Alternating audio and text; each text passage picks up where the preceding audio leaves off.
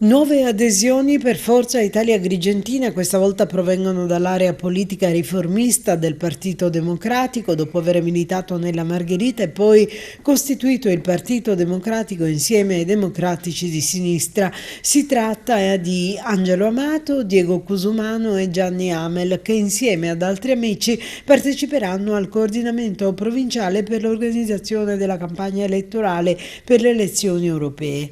Diego Cusumano commenta: condivido appieno il percorso politico intrapreso dall'onorevole Caterina Chinnici e siamo fortemente convinti che la scelta di inserirla come capolista sia un chiaro messaggio a tutti quegli operatori politici che credono che la politica populista, litigiosa ed estremista possa essere superata.